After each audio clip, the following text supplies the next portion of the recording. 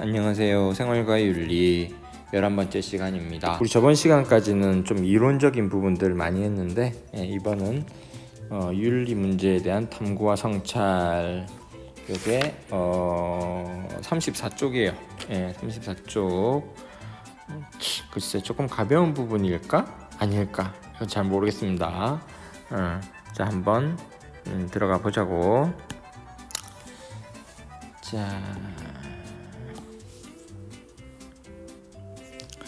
자, 윤리 문제에 대한 탐구와 성찰, 성취 기준, 도덕적 탐구와 윤리적 성찰의 중요성을 인식한다. 도덕적 탐구와 윤리적 성찰. 왜 이건 도덕이고 이건 윤리야? 뭐 그렇게 큰 의미는 없는 것 같아요. 윤리적 탐구라고 해도 될 것 같은데 그냥 하나는 도덕, 하나는 윤리라고 해놓은 거고. 그래서 도덕적 탐구의 과정을 이해하여 도덕 판단 능력을 기른다. 도덕적 탐구와 윤리적 성찰을 일상의 윤리 문제에 적용하는 거. 그래서 윤리적 실천을 이끌 수 있다. 자, 1. 도덕적 탐구의 방법. 일단 한번 생각해 봅시다. 제목 보고 생각해 봅시다. 자, 도덕적인 문제를 탐구한다. 그죠? 그러면은 우리가 어떤 과정을 거쳐야 될까? 야, 지금 문제가 뭔데? 일단 문제에 대한 이해가 있어야 될 것 같아.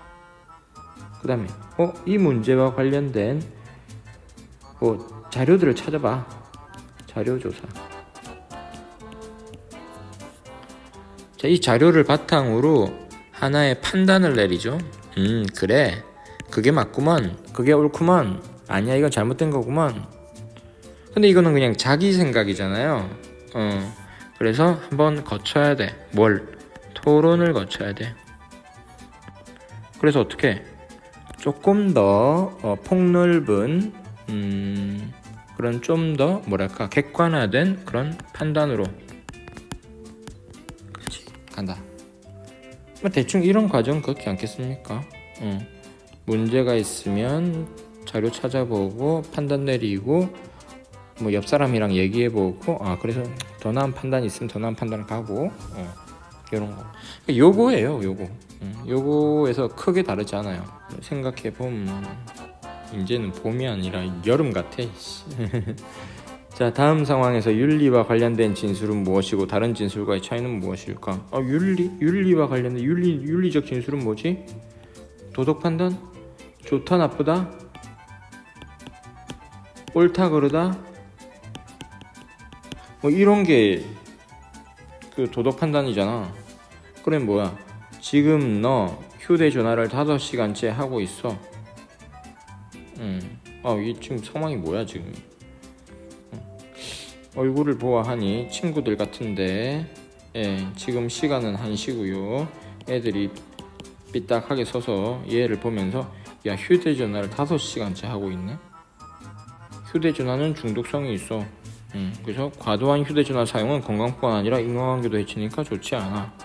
라고 이제 충고를 해주는 것 같습니다. 친구들이.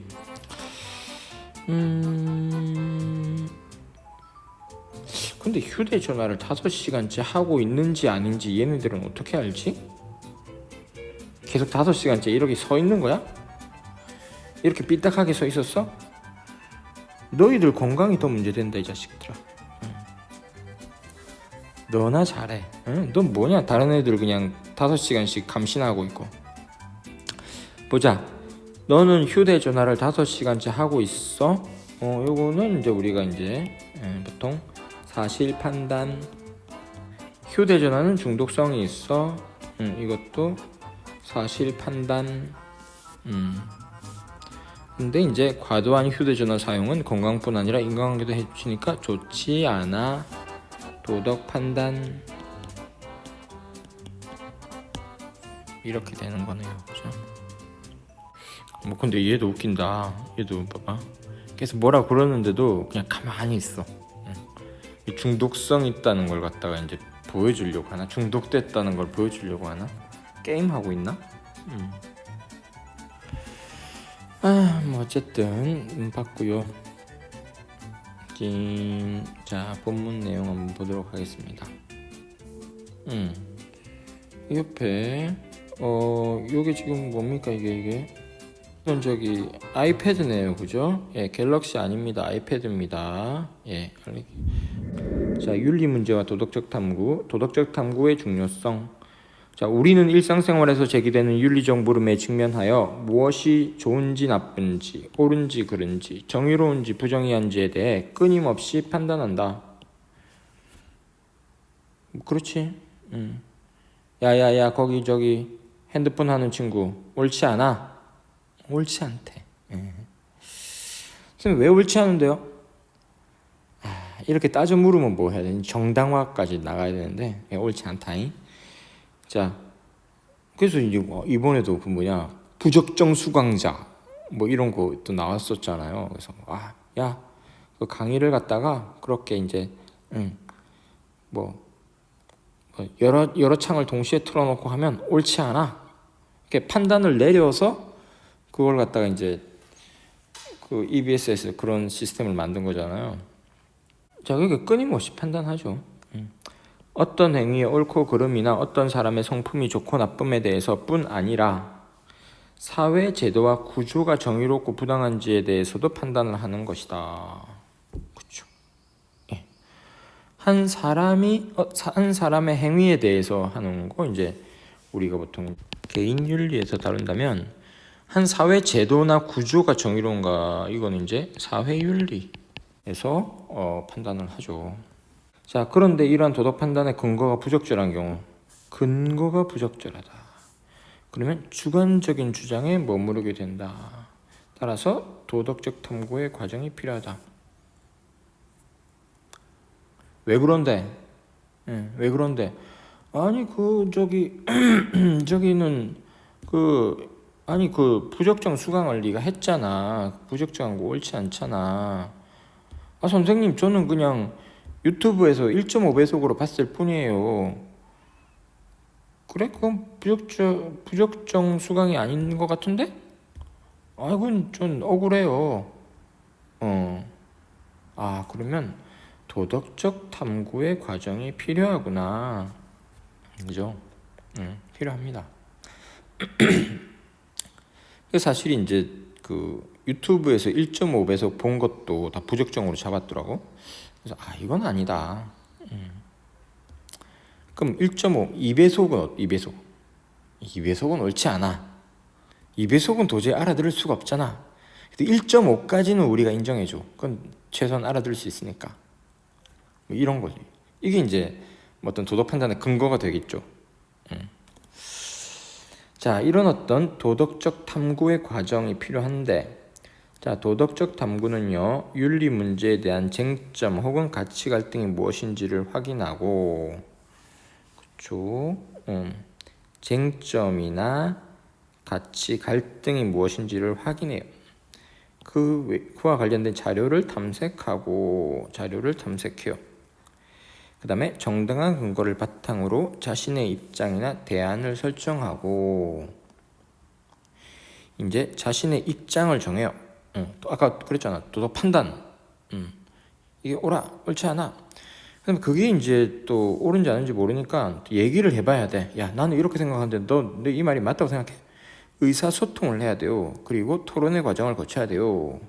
의사소통과 토론의 과정 거쳐서 결과적으로 최선의 대안으로 간다. 이게 뭔데? 이게 도덕적 탐구의 과정이래. 어려운 얘기 아니네요, 그죠? 근데 어려운 얘기는 아닌데, 그러니까 이거 지금 우리가 이렇게 배우는 이유는 뭐냐면, 도덕적 탐구 능력을 갖추기 위해서는 도덕적 추론의 기술을 알아야 된단 말이야. 그리고 그걸 갖다가 실제로 적용시킬 수 있어야 된다. 그죠? 그래서 여러분들도 이제 추론의 기술, 논리학이죠. 복잡한 건 논리학은 아니에요. 아주 간단한 3단원법 같은 거, 그런 것들을 삶의 문제에 잘 적용할 수 있어야 된다. 넘어갑시다. 어렵지 않다고 그러면서 계속 붙들고 있어. 빨리 넘어가. 자, 도덕적 탐구의 과정. 원자력 발전에 관한 찬반론을 도덕적 탐구의 과정으로 한번 살펴보자. 예시를 먼저 들어보네요, 그죠? 먼저 문제를 확인해야 된다고 그랬지. 그래서 먼저 원자력 발전을 둘러난 쟁점이 뭐냐, 그것을 명료화한다. 분명하게 이제 정리를 한다 이 말이죠. 명료하다, 밝다, 밝게 클리어하게 이제 한다. 그 다음으로 이제 원자력 발전을 지지하는 입장과 반대하는 입장의 관련 정보를 수집하고 분석한다. 왜 원자력을 갖다가 지지하는지 혹은 반대하는지 그 입장을 한번 들어보자. 그러니까 이제 원자력은 어떤 나는 굉장히 유용한 어떤 유용성이 있어. 아니야, 저 후쿠시마 봐라, 얼마나 위험하니, 위험성이 있어. 이렇게 이제 관련 자료들을 한번 찾아보고요. 자, 1호부터 원자력 발전 방식이 대안적인 발전 방식에 비해 경제적으로 저렴하고 안전한 것인지 아닌지를 평가할 수가 있습니다. 자, 여기서 이제 더 나아가 이러한 사실에 대한 평가와 자신이 지지하는 논거가 근거하는 최종 입장을 결정할 수 있습니다. 여기 토론 과정이 빠졌네. 그래서 토론을 한 다음에 최종 입장을 정할 수가 있다. 여기 뒤에는 물론 토론의 과정을 통해 자신의 입장은 수정 변경될 수 있습니다. 이렇게 얘기를 하고 있습니다. 원자력에 한번 비춰봤고요. 이때 이제 써먹을 수 있는 우리가 방법이 또 제시되어 있네요. 한 걸음 더. 상대방의 입장을 고려하고 자신이 선택이 보편화 가능성을 지닐 수 있는지 검토함. 여러분들 중학교 때 배웠죠? 보편화 가능성. 나는 그렇게 생각하는데 만약에 모든으로 확대했을 때도 괜찮아? 이게 이제 보편화 가능성을 검토하는 거죠. 그 다음에 다양한 이론적 관점을 통해 윤리 문제를 명확하게 하고 여러 가지 해결 방안을 제시한다. 그러니까 이론적 관점 여러 가지로, 그죠? 만약에 이제 우리가 개인 윤리적 관점에서는 이렇지만 사회 윤리적 관점에서는 이렇구나. 또 이제 우리가 덕 윤리적 관점에서 이런데 또 배려 윤리적 관점에서 보면 또 어떤가. 이런 식으로 여러 가지 관점을 갖다 한번 제시를 해보고, 그 다음에 어떤 선택이 가진 단기적 결과뿐만 아니라 장기적 결과까지도 고려한다. 이게 무슨 경제학 같은 데서 이런 거 많이 하는데, 그치? 경제학. 도덕적 책임과 배려의 범위를 인간, 동물, 식물 등으로 확대한다. 이거는 환경윤리네. 인간만 고려할 거냐, 동물도 고려하고 식물도 고려해야지. 이런 거. 진짜 한 걸음 더 나간 거네, 이거는. 자, 그래서 이제 같이 도덕적 탐구에 쓰이는 모형이 있어요. 이거 이제 이런 어떤 틀에 한번 적용시켜 보고 그래서 이제 좀 익숙하게 하고 하는 건데, 가치 분석 탐구 모형, 윤리 문제 확인 및 명료화, 윤리적 쟁점이나 문제 상황을 확인하고 서로 갈등하는 가치가 무엇인지 분명히 한다. 분명하게 문제가 뭐야? 사실의 진위와 타당성 탐색, 도덕적으로 평가하는 대상과 관련된 사실 지식을 수집하고 그 참거짓 옳으냐 그르냐 참거짓을 갖다가 검토한다. 그죠? 어떤 사실 자료를 수집하고 그게 맞는지 틀리는지 일단 보고요. 그러면 이제 판단을 내리겠죠. 자, 일단 도덕 판단. 그래서 나는 이런 도덕 판단을 내린다. 근데 이제 이것이 근데 이런 도덕 판단이 정말 옳은 걸까? 그래서 이제 자신이 내린 도덕 판단의 상위에 있는 게 도덕 원리잖아요. 그래서 그 바탕에 되는 도덕 원리에 문제가 없는지 검사한다.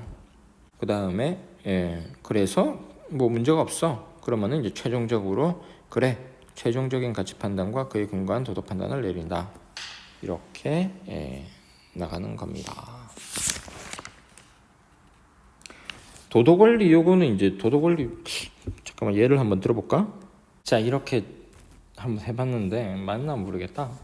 수업 시간에 마스크를 벗는 것은 옳지 않다. 마스크를 벗으면 전염병에 감염되어 타인에게 전염시킬 수가 있거든. 그래서 타인에게 피해주는 것은 옳지 않기 때문이야. 자, 이렇게 한번 해봤어요. 괜찮나? 수업 시간에 마스크 벗는 것 옳지 않아. 왜 옳지 않아요? 그게 뭐 벗을 수도 있는 거지.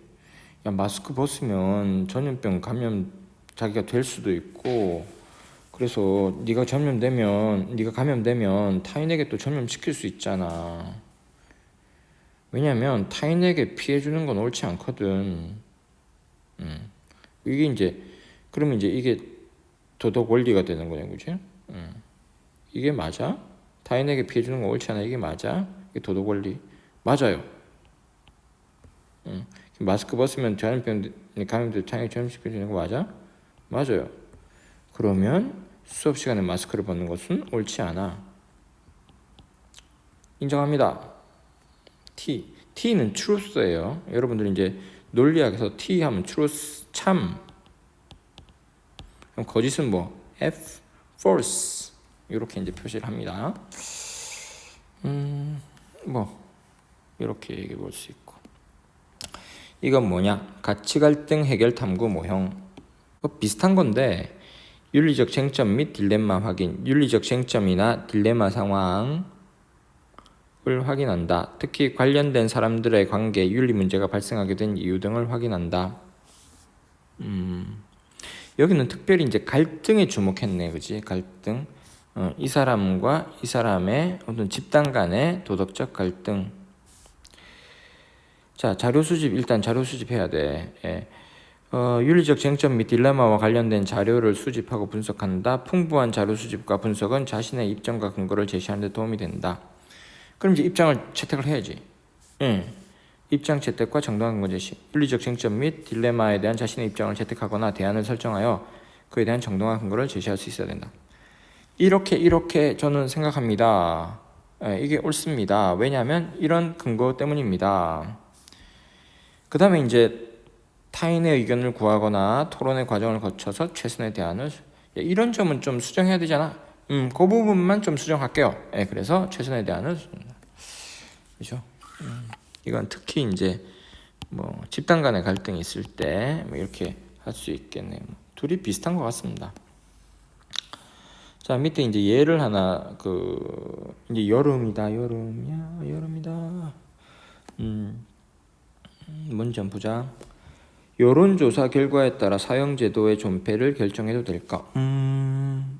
읽어보자. 일단 매우 잔인하고 극악무도한 살인사건이 사회적 논쟁거리가 되면 사형제도에 대한 찬성 비율이 상승하는 경향이 있다. 그렇습니다. 옛날에 뭐 연쇄살인범 이런 거 나오면 죽여라. 범죄자의 비인간적인 행위가 대중에게 충격을 주기 때문이다. 반면 권위주의적 국가체제 사형을 당한 반정부 인사가 훗날 무죄 판결을 받게 되고, 그죠? 누가 있었더라? 옛날에 갑자기 생각이 안 나네. 이것이 대중에게 알려지면 사형제도에 반대하는 비율이 상승하는 경향이 나타납니다. 그러니까 뭐야? 그래서 사형제도가 정치적 반대 세력을 제거하기 위한 도구로 악용돼서는 안 된다는 의식이 퍼지기 때문이다. 아니, 이렇게 그때마다 사회 분위기에 따라서 찬성, 반대? 그러면은 어느 시점에 여론조사를 하느냐에 따라서 만약에 제도를 갖다가 결정짓는다? 그래도 될까? 여러분은 어떻게 생각하세요? 자, 여기에 대해서도 이제 도덕적 탐구의 과정을 한번 검토해보자. 자, 제가 예시 답안을 가지고 왔습니다. 이 사람은 가치 분석 탐구 모형으로 했네요. 사형제도에 대한 여론조사 결과에 따라 사형제도 존폐를 결정하는 것이 타당한지를 묻고 있다. 뭐가 문제인지 문제를 명료화한다. 그죠? 그 다음에 극악무도한 범죄 기사가 보도될 경우에는 사형제도를 찬성 비율이 상승하고 권위주의 국가 체제 하에서 무고한 사람이 사형을 당한 기사를 보게 될 경우에는 사형제도 비율이 상승하는 것이 사실이다. 그런 관련 자료를 이제 자 여기 보십시오. 이 여론조사 결과가 여기 있지 않습니까? 이 시점에서는 뭐 어쩌고 저쩌고 이 시점에서는 이런 게 이제 필요하겠죠. 자료를 갖고 와야 되고요. 자 그다음에 여론조사 결과에 따라 사형제도의 존폐를 결정하는 것은 옳지 않다. 자 이제 판단을 내렸습니다. 옳지 않다. 하고 이제 판단을 내렸어. 자, 그 다음에 상황에 따라 도덕 판단이 달라질 경우 그러한 도덕 판단은 주관적이고 상대적이게 된다. 어떤 근거를 대고 있습니다. 상황에 따라 도덕 판단이 달라지면은 그것은 주관적이고 상대적인 거다. 그래서 적절하지 못하다. 라고 근거를 대고 있고요. 그래서 도덕 판단은 결론을 내립니다. 도덕 판단은 보편성을 지향해야 하므로 여론조사 결과에 따라 존폐를 결정하는 것은 타당하지 않다. 이것은 이제 가치 분석 탐구 모형으로 했네요. 그래서 어떤 조금 더 상위 원리를 이용해서 판단을 내린 것 같습니다. 이런 거 잘하면은 이런 거를 갖다가 그러니까 딱 사람들 간에 어떤 뭔가 쟁점이 딱 났을 때 탁탁 제시하면 그 사람 되게 막 멋지게 보여요. 와, 말 잘한다. 그러고 와, 저 사람은 좀 믿을만하다. 막 이런 생각이 막 들고 그래요. 근데 저도 그렇게 잘 못해요. 근데 나도 이게 이런 거 잘하면 참 좋을 것 같은데. 자, 뭐 이런 내용이었고요. 자, 그 다음에 잠깐 쉬었다가 그다음 도덕적 추론으로 넘어가도록 하겠습니다.